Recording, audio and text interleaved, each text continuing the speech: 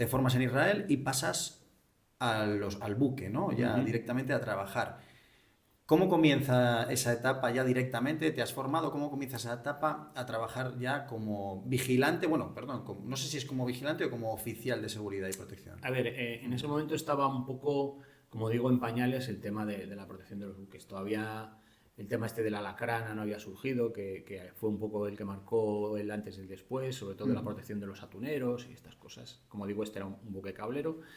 Y entonces tú tienes que tener legalmente, porque al final es un buque de bandera española, por lo tanto es un pedacito de España que está navegando por los mares y se tiene que aplicar dentro la legislación española, por lo tanto tienes que tener también esa, esa titulación española para poder desempeñar esas labores de protección.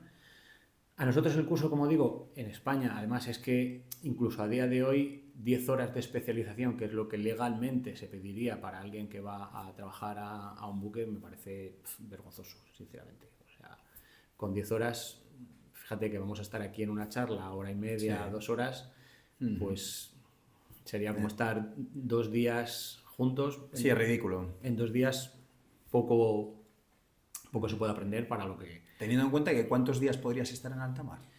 Lo normal, lo que estaba previsto es que fueran 2 meses. 2 meses seguidos. Pero, a mí no sé, afortunadamente no me ha ocurrido, pero yo sé de compañeros que a lo mejor han tenido que estar 6 meses seguidos. ¿Por qué? Pues porque de repente a lo mejor hay que hacer un trabajo en una zona, se va a esa zona y no es una zona segura para poder hacer un desembarco de personas. Y hay que mantener a la gente, tanto tripulación pura y dura del barco, como el personal de seguridad. Entonces, a lo mejor se ha tenido que alargar más. Quizás no lo sé porque no conozco a fondo, pero en el tema de los atuneros, como que van más por temporada, por así decir, y ya tienen más establecidos cuáles van a ser sus zonas, sus embarques, desembarques, pero esto iba un poco más en función del trabajo que hay que hacer. A lo mejor se encuentran con un problema y lleva más tiempo, entonces... Claro, porque tu barco era, con lo que has comentado al principio del podcast, se dedicaba a a meter fibra óptica en el suelo del mar para las comunicaciones de internet y demás, de la zona donde se hacía, y se hacían tanto como los que comenté, los compañeros que fueron, que era para introducirlo y meterlo por primera vez, como luego reparaciones, porque luego, pues, por lo que sea, se ha roto un cable. Fijaros cuando nos vienen a poner la fibra óptica en casa, que es súper sensible, que tienen que estar ahí con mucho cuidado y demás para hacer los empalmes, pues imaginemos esto a nivel industrial, por así decir, para dar comunicación a una zona concreta. Pues es una fibra óptica, un cable bastante grueso, pero que puede llegar a lo mejor otro barco con un ancla y arrancar ese cable. Entonces hay que hacer una reparación allí, bueno, pues todo ese tipo. Claro, y vuestro trabajo consistía en dar seguridad mientras ellos estaban trabajando constantemente, Correcto. ¿no? He escuchado que antes de que a lo mejor manden el barco que va a efectuar el trabajo, se hacen rutas de reconocimiento, ¿puede ser?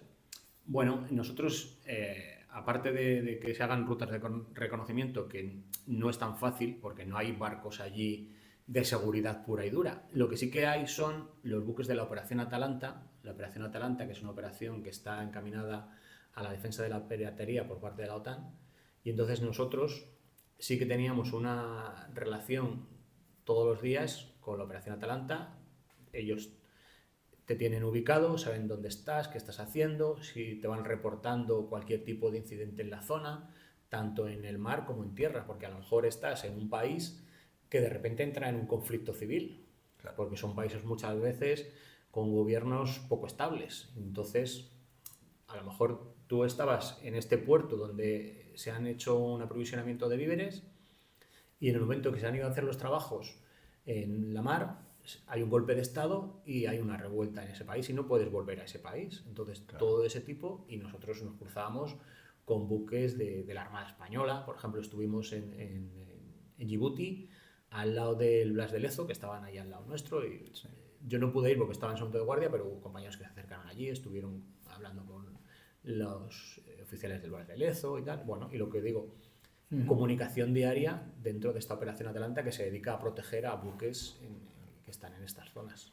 Yo he escuchado que a veces sí que efectivamente mandan rutas de reconocimiento, porque por ejemplo a lo mejor esa empresa, cuando tú ya ibas en el buque que directamente estaba trabajando, pero a lo mejor esa empresa o otras, o a lo mejor, no sé, empresas vinculadas al mundo de la pesca, antes de mandar a sus atuneros a la zona, mandan a, bueno, pues a hacer pequeñas rutas de reconocimiento, y sí que he escuchado que luego pueden llegar a desestimar proyectos porque considerarlos no seguros. Claro, eso por ejemplo también ocurría, que a lo mejor le salía una oferta de trabajo a la empresa que llevaba el buque para hacer un trabajo, no sé, en Somalia, por decir algo. Y ellos también se hacían un análisis de riesgos de, a ver, nos interesa, ¿qué riesgo asumimos? Pues desestimamos porque en estos momentos la situación allí está muy complicada. Imaginemos en Yemen ahora con la situación que sabemos que está muy comprometida y demás, pues a lo mejor surge un trabajo para hacer en zona cercana o zona que puede tener un radio de acción y desestiman porque el riesgo es mayor de lo que puede ganar la empresa. Entonces ese tipo de cosas sí que se hacían. Durante esos 2 meses de convivencia, que ahora entraremos ahí en ese gran hermano, ¿qué equipamiento llevabais y cuántas personas de seguridad privada erais, ¿no? Número de personas y equipamiento. Imagino que armas largas, ¿no?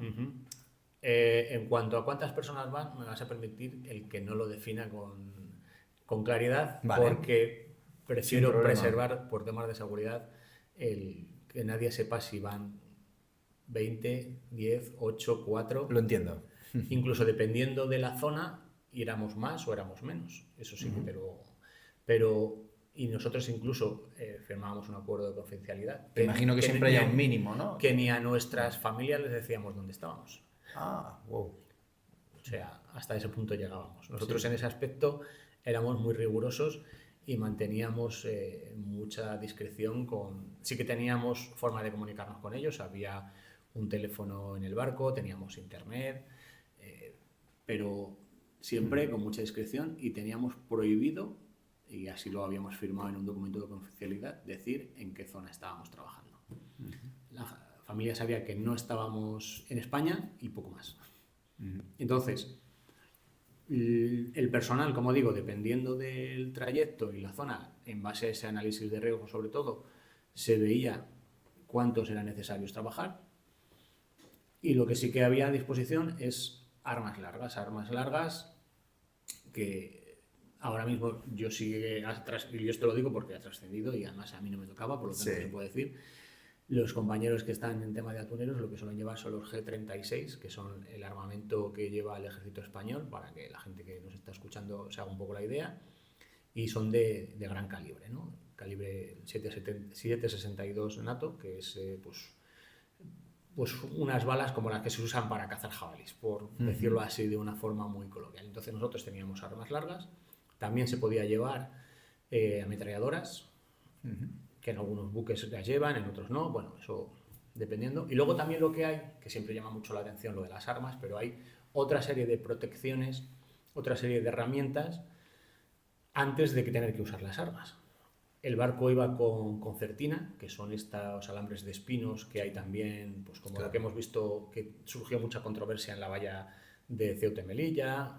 Sí. Nuestro barco iba todo encintado alrededor con concertina.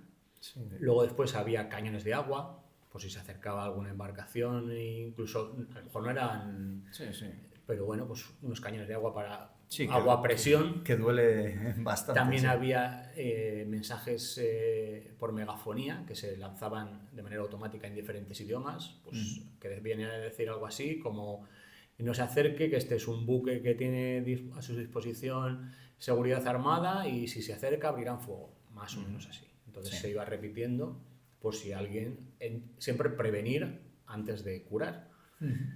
Y bueno, y luego sí que tenía unos protocolos de actuación que además se hacían entrenamientos porque es necesario que todo el mundo, no solamente la seguridad, sino todo el personal del buque lo lleven a cabo. Si alguien ha visto la película del Capitán Phillips, la he visto. Pues que refleja muy bien se refleja muy bien todo lo que era esto. No tienen personal de seguridad armada, pero sí que ahí pues se ve cómo tienen una zona de seguridad dentro del buque donde se encierran, tienen víveres. Es increíble esa película porque está basada en hechos reales. Totalmente. Es increíble, muy recomendable, la recomendamos, la verdad. Además es que refleja perfectamente y el problema oye, pues de no repeler un ataque así. ¿Has tenido algún incidente, a lo mejor no ya como el de la película del Capitán Phillips, ¿no? O como el famoso Lacrana, pero a lo mejor ya no tú, pero sí algún incidente de algún compañero que se haya dedicado a lo mismo que tú? ¿Puedes contar alguna experiencia así para que todo el mundo lo entienda bien, con claridad? Afortunadamente yo no he tenido ninguna. Es lo primero que tengo que decir. No me voy a poner aquí a contar películas que no corresponden. Perfecto. Me gusta ser realista. Sí que recuerdo, estábamos haciendo un tránsito de un puerto a otro, en el que hemos estado y íbamos a hacer un trabajo, y pasábamos pues, por una especie de carretera marítima, por así decirlo, ¿no? Y cuando llegamos al puerto, nos reportaron que en esa misma carretera, unas horas después, otro barco había sufrido un ataque de piratas. Entonces nosotros dijimos, joder, pues nos hemos librado por los pelos, vamos. Porque además el proceder de los piratas es muy particular. Como norma general, ellos se meten en unos dhow, que son unos barcos cascanueces, casi. Se dejan un poco allí a la deriva. Ellos tienen unas plantas, no me acuerdo ahora el nombre de la planta, para que nos hagamos una idea, es como que estuviesen masticando hoja de coca. No es hoja de coca, pero es una cosa parecida. No me sale el nombre ahora. Sí, es una especie de estimulante, ¿no? Sí, como que a ellos les inhibe el apetito y les tiene ahí un poco... Tienen sus armas allí y están a la espera de encontrar un barco al que poder abordar.